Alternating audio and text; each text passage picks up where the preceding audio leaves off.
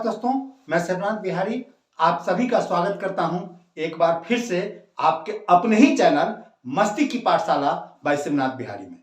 दोस्तों, जैसे ही दिसंबर खत्म होने को होता है, सोशल मीडिया पर कुछ इस तरह के मैसेज वायरल होने लगते हैं। नववर्ष हमें स्वीकार नहीं है, अपना ये त्योहार नहीं। दोस्तों, कुछ लोग इस पूरी कविता को पोस्ट करते हैं तो कुछ लोग इसके ऑडियो वर्जन भी पोस्ट करते हैं। इस कविता को राष्ट्रकवि दिनकर की लिखी रचना कहकर प्रचारित किया जाता है। पर दोस्तों, क्या आपको मालूम है कि यह कविता रामधारी सिंह दिनकर जी ने नहीं, किसी और ने लिखी है? दोस्तों, क्या आपको मालूम है कि जब यह कविता दिनकर जी ने लिखी नहीं तो फिर इस कविता को उनकी लिखी रचना बताकर क्यों पेश किया जाता है? दोस्तों, क्या आपको मालूम है कि जो लोग इस कविता को दिनकर की रचना मानने से इनकार कर रहे हैं, आखिर वे किस आधार पर ऐसा कह रहे हैं? दोस्तों, आज के इस वीडियो में आपको इन सारे प्रश्नों के प्रामाणिक जवाब मिलेंगे। अतः वीडियो शुरू करने से पहले मैं आपसे एक रिक्वेस्ट करना चाहूंगा कि अगर आपने अभी तक हमारे इस चैनल को सब्सक्राइब नहीं किया है तो कृपया इसे जरूर सब्सक्राइब कर लीजिए और नोटिफिकेशन को ऑन करके बेल आइकन को प्रेस कर लें ताकि हमारा हर वीडियो आप तक समय से पहुंचता रहे। आइए दोस्तों, वीडियो शुरू करते हैं। दोस्तों, आपने एक कहावत सुनी होगी, कहीं का ईंट कहीं का रोड़ा, भानुमती ने कुनबा जोड़ा। दोस्तों, पिछले कुछ वर्षों से सोशल मीडिया के वीर लोग यहां वहां की पंक्तियों को कभी महादेवी वर्मा व पंत तो कभी बच्चन जी के नाम पर बाकायदा कविता के तौर पर पेश करते हैं, सोशल मीडिया पर डाल देते हैं। अब तो इनमें से कई सारी कविताओं के वीडियो तक बन चुके हैं जिसमें चीख चीख कर उन्हें किसी सम्मानित कवि के नाम पर पढ़ा जाता है। दोस्तों, पिछले कई सालों से इसी तरह से 1 जनवरी आने से पहले यह नववर्ष हमें स्वीकार नहीं नामक कविता राष्ट्रकवि रामधारी सिंह दिनकर जी की कविता कह करके वायरल की जा रही है। और दोस्तों, सिर्फ सोशल मीडिया ही नहीं, इसने तो पूरे इंटरनेट को भर रखा है। जबकि सच्चाई यह है कि यह कविता दिनकर जी की रचना है ही नहीं। तो दोस्तों, अब आपके मन में एक सवाल होगा कि जब यह कविता दिनकर जी की रचना नहीं है तो फिर इसे इनके नाम पर क्यों वायरल किया जाता है? दोस्तों, मैंने पिछले कई वीडियोज में इस बात की चर्चा की है कि आजकल लोगों को पढ़ने की आदत छूट चुकी है। किताबें व पत्रिका की तो बात ही छोड़ दीजिए, सोशल मीडिया पर भी लोग पढ़ने से बचते हैं। शिक्षाप्रद होने के साथ ही प्रामाणिक जानकारियों से भरपूर पोस्ट को भी लोग इसलिए नहीं पढ़ते कि जब तक इतना लंबा पोस्ट पढ़ेंगे ना तब तक कई रील और शॉर्ट्स देख लेंगे। दोस्तों, आज अगर लोग कुछ पढ़ते भी हैं तो सिर्फ और सिर्फ मनोरंजन के वास्ते। दोस्तों, गूगल बाबा की मेहरबानी से आजकल हर कोई चलता फिरता इंसाइक्लोपीडिया बना घूम रहा है। उसने अपनी छोटी सी खोपड़ी में दुनिया भर के इतने ज्ञान व जानकारी संग्रहित कर लिए हैं कि अब उसमें शायद किसी एक्स्ट्रा ज्ञान रखने की गुंजाइश ही नहीं बच रही। दोस्तों, चूंकि ऐसे लोग अथाह ज्ञान का मालिक होने के कारण खुद ही महाज्ञानी कहलाते हैं, इसलिए उन्हें कौन समझा सकता है कि आपने ज्ञान के नाम पर जिन जानकारियों को अपनी खोपड़ी में भर रखा है उनमें से अधिकांश कूड़े कचरे के अलावा और कुछ भी नहीं है। दोस्तों, कृपया मुझे माफ कर दीजिएगा, सत्य थोड़ा कड़वा होता ही है। आप ही बताइए कि जिन जानकारियों का कोई प्रामाणिक सोर्स ही उपलब्ध नहीं है, वो जानकारी अगर कूड़ा कचरा नहीं है तो फिर और क्या है? दोस्तों, प्रामाणिक जानकारी वह होती है जिसका कोई संदर्भ ग्रंथ होता है। जिन जानकारियों का कोई संदर्भ ग्रंथ है ही नहीं, उन्हें कैसे प्रामाणिक जानकारी मानी जा सकती है? दोस्तों, आजकल का अधिकांश लोगों के पास प्रामाणिक जानकारियों का इसलिए घोर अभाव है क्योंकि आज सचमुच में कोई पढ़ना नहीं चाहता। आज अधिकांश लोग पढ़ने में लगने वाले समय को समय की बर्बादी मानते हैं। ऐसे ही लोगों ने जहां तहां से जानकारी उठाकर उसे जहां तहां फैला रखा है और लोग उन्हीं जानकारियों को प्रामाणिक मानकर आगे बढ़ाते चले जाते हैं। आइए दोस्तों, अब इस बात का पता लगाने की कोशिश करते हैं कि क्या यह नववर्ष हमें स्वीकार नहीं सचमुच दिनकर जी की रचना है या किसी और की। दोस्तों, जिसने भी दिनकर की रचनाएं पढ़ी है, जिसको काव्य शिल्प की थोड़ी सी भी समझ है, वह बड़ी आसानी से समझ सकता है कि इस स्तर की कविता दिनकर जी की कभी हो ही नहीं सकती। दिनकर जी कभी ऐसी कविता लिख ही नहीं सकते। दोस्तों, जिस तरह से हर अभिनेता की अपनी एक अभिनय शैली होती है और एक स्थापित अभिनेता की अभिनय शैली कभी भी किसी दूसरे स्थापित अभिनेता की अभिनय शैली से नहीं मिलता, उसी तरह से दोस्तों हर रचनाकार की अपनी एक अलग रचना शैली होती है और जिसने भी दिनकर की रचनाएं पढ़ी हैं वह अगर इस कविता को ध्यान से पढ़े तो वह आसानी से समझ जाएगा कि यह कविता दिनकर की रचना नहीं है। दोस्तों, जिन लोगों ने इस तरह की बात को सुन करके कि यह कविता दिनकर जी की लिखी नहीं है तो इसके रचनाकार को जानने की कोशिश की, उनमें से कुछ लोगों का मानना है कि उन्होंने जहां पर यह कविता पहली बार पढ़ी थी तो वहां पर रचनाकार के नाम पर किसी अज्ञात का नाम लिखा हुआ था। कुछ लोग इसके रचनाकार मंधाता सिंह को बता रहे हैं। और दोस्तों, इस कविता को जिस किसी भी मीडिया प्लेटफॉर्म पर पोस्ट किया गया है वहां पर अधिकांश जगह पर रोहतास के किसी अंकुर आनंद का कमेंट देखने को मिलता है। अंकुर आनंद जी के कमेंट को देखकर ऐसा लगता है कि यह कविता उन्होंने ही लिखी है। उनका तो यह भी दावा है कि यह कविता दिनकर जी के किसी भी कविता संग्रह या पुस्तक में नहीं मिलेगी और आज तक कोई उनके इस दावे का खंडन नहीं कर पाया कि वास्तव में यह कविता दिनकर जी की किस कविता संग्रह में या पुस्तक में। तो मान लीजिए कि यह कविता दिनकर जी के किसी प्रकाशित कविता संग्रह में नहीं है, यदि इस कविता को दिनकर जी ने लिखा है तो फिर यह कविता उनके किसी डायरी या कहीं और जगह तो मौजूद होनी चाहिए। दोस्तों, यह कविता जिस किसी भी व्यक्ति ने लिखी है उसने सचमुच ही बहुत ही अच्छी कविता लिखी है।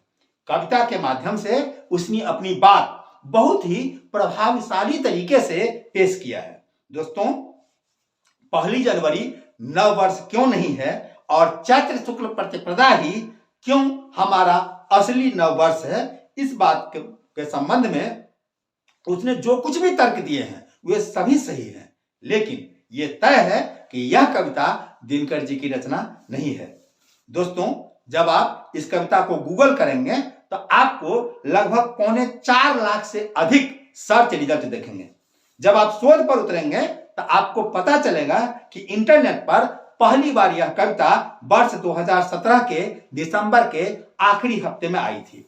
2018 में इस कविता का सबसे पहला वीडियो इंटरनेट पर वायरल हुआ था। दोस्तों, ये पहली बार जो कविता 2017 में प्रकाशित हुई थी वो किसी ब्लॉग पर थी और 2018 में ही इस कविता की पंक्तियों को सबसे पहले नव वर्ष मनाने के नाम पर सांप्रदायिकता फैलाने के कृत्य करती एक रैली के बारे में लिखे लेख में उद्धृत किया गया।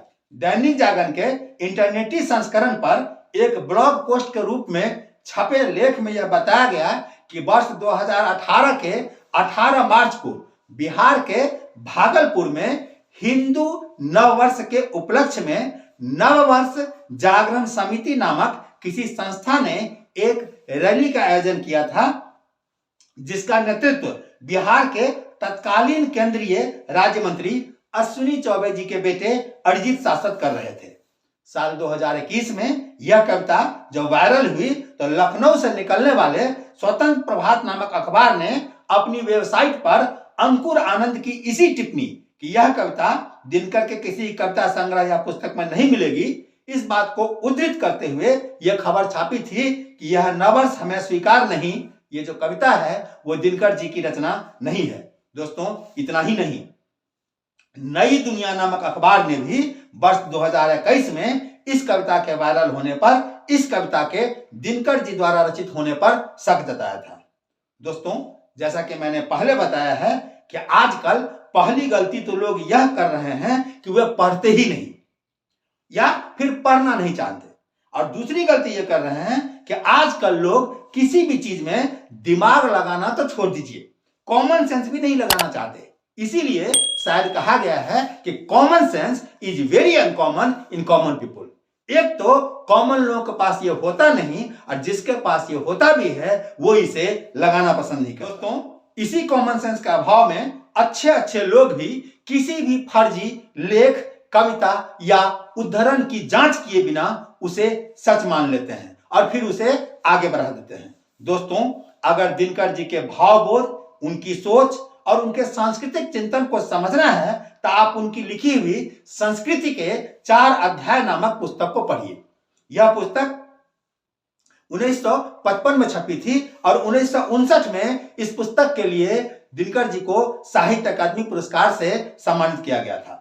दोस्तों, इस पुस्तक को लेकर हिंदी जगत में क्या प्रतिक्रिया रही, इस बात की चर्चा करते हुए दिनकर जी ने इस पुस्तक के तीसरे संस्करण की भूमिका में लिखा है कि इस ग्रंथ से प्रेरित पुस्तकों, प्रचार पुस्तिकाओं व पत्र पत्रिकाओं में प्रकाशित निबंधों में जो कुछ भी लिखा गया है अथवा मंचों से इस ग्रंथ के बारे में जो कुछ भी कहा गया है, उसे देखकर यह पता चलता है कि मेरी स्थापनाओं से यानी मेरी मान्यताओं से सनातनी भी दुखी हैं, आर्य समाजी भी दुखी हैं और ब्रह्म समाजी भी दुखी हैं। दोस्तों, दिनकर जी ने आगे लिखा है कि उग्र हिंदुत्व के समर्थक तो इस ग्रंथ को लेकर काफी नाराज हैं। दोस्तों, यह पुस्तक एक आम पुस्तक न होकर के सचमुच में एक ग्रंथ है। इस पुस्तक के बारे में अधिक बता पाना तो यहां संभव नहीं, लेकिन आप इतना जान लीजिए कि दिनकर जी की सोच को समझने के लिए, इस पुस्तक के बारे में जानने के लिए 2-3 बातें बताना बहुत जरूरी है। दोस्तों, इस पुस्तक के अनुसार भारत किसी एक समुदाय का देश नहीं बल्कि एक सर्व समुदाय का देश है। जातियों यानी कौमों और धर्मों के किसी भी तरह के शुद्धता के विचार से इनकार करने वाली यह पुस्तक न तो भारतीय संस्कृति को हिंदू संस्कृति का पर्यायवाची मानती है और न ही भारतीय संस्कृति का उद्गम का स्रोत किसी एक देव, व्यक्ति, पंथ, ग्रंथ या कालखंड में। दोस्तों, मिलीजुली संस्कृति को ही हिंदू संस्कृति मानने व जानने वाले दिनकर जी यह नववर्ष हमें स्वीकार नहीं जैसी कविता लिख ही नहीं सकते। दोस्तों, अगर अब भी आपको इस बात पर यकीन नहीं है कि यह कविता दिनकर जी ने नहीं लिखी है तो चलिए इस बात का एक प्रमाण और देता हूं। दोस्तों, लोक भारती प्रकाशन ने वर्ष 2019 में दिनकर ग्रंथमाला के अंतर्गत दिनकर जी की डायरी नाम से एक पुस्तक प्रकाशित की है। यह डायरी भी दिनकर को समझने में बहुत मदद करती है। दोस्तों, आप चाहे इस बात पर यकीन करें या नहीं, यह नववर्ष हमें स्वीकार नहीं, इस कविता से दिनकर जी का दूर दूर तक कोई रिश्ता नहीं है। पर 1 जनवरी पर दिनकर जी क्या सोचते, इस दिन पर उन्होंने क्या लिखा या इस दिन को उन्होंने कैसे जिया, ये पता करने में दिनकर जी की ये डायरी बहुत ही आपकी मदद कर सकती है, जिसे आप बाजार से खरीदकर पढ़ सकते हैं। दोस्तों, आइए हम दिनकर जी के डायरी के कुछ पन्ने पलटते हैं। दोस्तों, दिनकर जी की डायरी नामक पुस्तक में 2 जनवरी 1961 से 31 जनवरी 1972 तक की कुछ तारीखों के नोट्स दर्ज। दोस्तों, गौर कीजिएगा, 2 जनवरी 1961 यानी आंग्ल नववर्ष का ठीक अगला दिन दिनकर जी ने अपनी डायरी में जो कुछ भी दर्ज किया है उसमें कहीं भी आंग्ल नववर्ष की निंदा नहीं है। इसी तरह 31 दिसंबर 1972 को डायरी के अंत में और नए साल के आगमन के ठीक 1 साल पहले कहीं भी नए साल की भर्त्सना नहीं है। दोस्तों, दिनकर की डायरी नामक पुस्तक पेज में 165 पर 1 जनवरी 1971 को ओंगोल आंध्र प्रदेश से दिनकर जी लिखते हैं कि वर्ष का प्रथम दिन शुक्रवार है, यह साल अच्छा होना चाहिए। नए वर्ष का भोर ओंगोल आंध्र में हुआ। दोस्तों, इसी तरह पृष्ठ 256 पर 31 दिसंबर 1971 को दिनकर जी पटना से लिखते हैं, आज वर्ष का आखिरी दिन है। 1 जनवरी 1971 को मैं ओंगोल आंध्र में था, उस दिन शुक्रवार था। मैंने लिखा था कि यह साल अच्छा बीतना चाहिए। मगर कैसा बीता? घर का यह हाल है कि वे पुराने प्रश्नों को नए ढंग से सजाते हैं और उन्हें ही उत्तर समझकर भीतर से फूल जाते हैं। मगर यह उत्तर नहीं, प्रश्नों का हाहाकार है। जो सत्य पहले अगोचर था वह आज भी तर्कों के पार है। आइए दोस्तों, अब आते हैं अंतिम प्रश्न पर। इन सब बातों को जानकर आपके मन में एक प्रश्न जरूर उठा होगा कि जब यह कविता दिनकर की नहीं है तो फिर इसे दिनकर की लिखी रचना कहकर क्यों प्रसारित किया जाता है? दोस्तों, इसके पीछे कई सारे कारण हो सकते हैं। इन सभी कारणों की चर्चा कर पाना यहां संभव नहीं है, लेकिन जो सबसे महत्वपूर्ण कारण है मेरी नजर में, आप इस बात को समझिए कि दोस्तों, बात जितनी महत्वपूर्ण नहीं होती है उतना महत्वपूर्ण होता है व्यक्ति। यानी कौन कह रहा है यह ज्यादा महत्वपूर्ण है, ना कि वो क्या कह रहा है। दोस्तों, अगर एक आम आदमी कितनी भी बड़ी से बड़ी बात कर दे, गंभीर से गंभीर बात करे, कोई इसकी बात को सीरियसली नहीं लेता। लेकिन अगर कोई नामचीन व्यक्ति साधारण सी भी बात करते हैं तो उनकी बात को लोग बड़ी गंभीरता से लेते हैं। तो दोस्तों, जैसा कि मैंने आपको इस कविता के बारे में बताया था कि यह सही है कि दिनकर जी ने इस कविता को नहीं लिखा है, लेकिन जिस किसी ने लिखा है यह कविता सचमुच बहुत अच्छा लिखा है। और जब हिंदू धर्म के ध्वजवाहकों को जब यह कविता मिली तो उन्होंने सोचा कि अगर इस कविता को हम किसी आम आदमी के नाम पर प्रसारित करते हैं तो शायद आम आदमी इस कविता में छुपे संदेश को उतनी गहराई से नहीं ले पाए। लेकिन अगर इसे किसी प्रतिष्ठित कवि रचनाकार के नाम से प्रचारित किया जाएगा तो शायद उनसे प्रभावित होकर के इस कविता में दिए गए कविता के माध्यम से दिए गए संदेशों को लोग गहराई से जीवन में उतारे। दोस्तों, मेरी समझ में यही एकमात्र कारण है, क्योंकि दिनकर ये हमारे राष्ट्र कवि रहे हैं और उनसे अधिक योगदान समकालीन कवियों में बहुत कम लोगों का है, कम रचनाकारों का है। इसीलिए शायद ऐसे लोगों ने दिनकर जी का नाम इस कविता के साथ जोड़ दिया और उनके नाम से यह कविता वायरल होने लगी। दोस्तों, वीडियो काफी लंबा हो चुका है, इसलिए आज के लिए बस इतना ही। बहुत जल्द मिलते हैं एक नए वीडियो में एक नए टॉपिक के साथ। तब तक के लिए आप अपना ख्याल रखिए, मस्त रहिए, स्वस्थ रहिए। दोस्तों, आशा करता हूं ये वीडियो आपको अच्छा लगा होगा। अगर आपको अच्छा लगा है तो आप इसे लाइक कीजिए। अगर आपने अभी तक हमारे चैनल को सब्सक्राइब नहीं किया है तो कृपया इसे जरूर सब्सक्राइब कर लीजिए। नोटिफिकेशन को ऑन करके बेल आइकन को प्रेस कर लीजिए ताकि मेरा हर वीडियो आप तक समय से मिलता रहे। और दोस्तों, अगर ये जानकारी आपको सचमुच में अच्छी लगी हो तो आप इसे अपने दोस्तों रिश्तेदारों को भी भेजिए ताकि इस कविता को लेकर के जो आम गलतफहमी है दूर हो सके। Thank you very much.